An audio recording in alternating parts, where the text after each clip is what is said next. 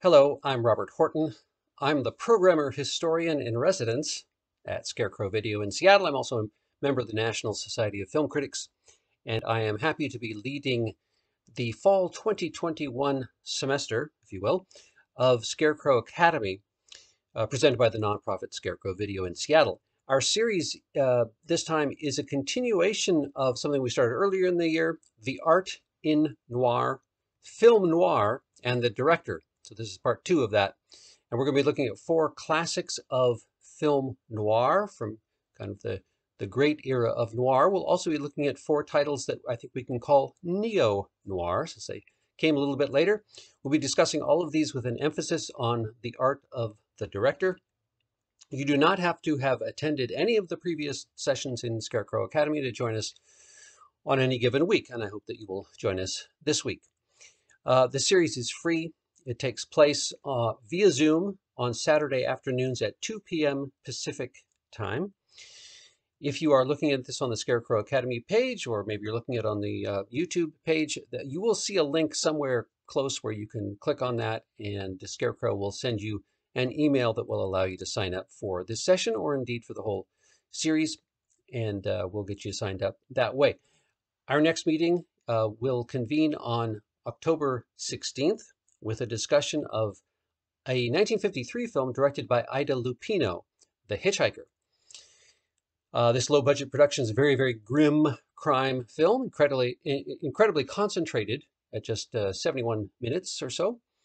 And along with appreciating this gnarly little B movie, this gives us a chance to talk about that rarity, a woman directing a film noir in the prime era for that dark and anxious genre. So right now, as long as this camera happens to be running and I happen to be standing here, I will introduce the film and say a little bit about Lupino's career. I'm also going to say a couple of words about this week's second feature, as it were, which is also titled The Hitch-Hiker.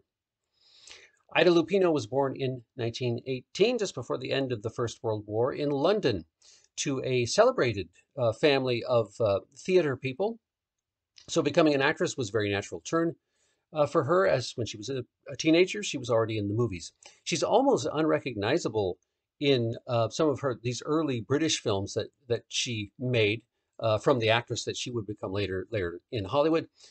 Fun little British movies like there's a film called Ghost Camera, which is a very amusing kind of slightly pseudo-Hitchcockian sort of number, and a film called I Lived With You, where she gets to co-star with a very celebrated figure, Ivor Novello, famous author, songwriter, actor of that era. But apparently from an early age, Lupino was very driven, very self-starting. She chafed against being cast as mere decoration in films, including after she came to Hollywood, and really sought out some of her more career-defining roles when she got to Warner Brothers Pictures, movies like They Drive by Night and High Sierra, particularly. During our talk, I might have to show a little bit of her amazing noir performance in the 1948 film Roadhouse, which is really good fun. By the end of the 1940s, Ida Lupino wanted to be more involved behind the camera, and even if, as she said, and I quote, there was an absolute and ironclad system in the film capital in the 1940s and 1950s, which, it seems to me, had its primary purpose to exclude females. She established a production company with her then husband, Collier Young, and they kind of made a splash with their very first production, movie called Not Wanted in 1949. Very much a melodrama about pregnancy and an unmarried woman. They had actually hired a kind of journeyman director to direct that film, but he had a heart attack at the very beginning of the shoot or something, and according to most sources, Lupino did actually do the directing duties on that movie, though without official credit on the film. And it's an interesting, it's a very distinctive film. It's got a kind of a tabloid edge, but definitely with sensitivity as well. I always remember there's this one scene where two people are on a park bench or something, and the man is moving in for a somewhat awkward first kiss, and the woman evades it in a certain way that makes me think, you know, a male director would have done something very different in the staging of that. You can just kind of feel it. Lupino established herself as a credited director in the films that she made shortly thereafter, and that includes during that run in the early 1950s, The Hitch-Hiker, which I think is one of the best of those films. She later did a long list of TV directing credits in the 50s and 60s. According to at least one source, she was only the second woman granted membership in the Directors Guild of America, a mark of the systemic sexism that marked Hollywood after the silent era. Actually, during the silent era, there were a number of women who were pioneers in directing during that early phase of film history.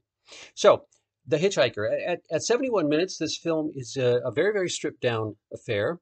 Concentrates on these two pals, played by Edmund O'Brien and Frank Lovejoy, who are bound for a few days fishing. They get carjacked by this kind of murderous maniac, played by William Tallman, an actor later to be a mainstay in American living rooms as the prosecuting attorney with the worst batting average in TV history, Hamilton Berger on the Perry Mason TV series. So The Hitchhiker is a very, very creepy situation, well executed as an exercise in suspense, full of atmosphere, very, very stark, beautifully chosen locations. And Lupino, she does not have the budgetary wherewithal to sort of flash a lot of technique at you, but she does create a very stylish opening sequence, for instance, that establishes the presence of this, psycho killer on the road. One thing we might explore in our session is that while the film is this very streamlined suspense setup, but it does seem interested in ideas of masculinity. Film doesn't spell out that much, but these two buddies, they sort of seem to have some kind of tension between them that predates the action of the movie, rooted in their different personalities and attitudes, perhaps. And this hitchhiker almost comes along as some kind of grotesque projection of the violence and aggressiveness that they have erased from their own domestic lives, which we don't see anything of that. We just sort of have it hinted in the film's rather interesting opening sequences. So, along with talking about this notable film, you are also asked to watch another property titled The Hitchhiker, this time a 1960 episode of The Twilight Zone, starring Inger Stevens as a cross-country driver who becomes haunted by a hitchhiker by the side of the road as she's driving along. It's a wonderful episode, and it's based on a famous radio play written by Lucille Fletcher, first broadcast in 1941, happened to star Orson Welles at that time. A really tour de force performance for Welles. He did it more than once during the 1940s. And I have a theory that the radio show was actually an influence on the development of film noir. Partly for its fatalistic attitude, partly for its feeling for the road, and its doom-laden first-person narration, which is something that you get in quite a few noir films. I'm not going to make the case that it has anything particular to connect with Lupino's feature-length film, except for that sense of free-floating fear about what might lurk if you get off on the wrong road at any given moment. But whether you're talking about the Twilight Zone episode or the radio show, it's enormously effective, and I think it is part of the film noir family tree. And by the way, both radio and TV versions of that Hitchhiker have music by the great Bernard Herrmann, who was married to Lucille Fletcher when she was writing the script.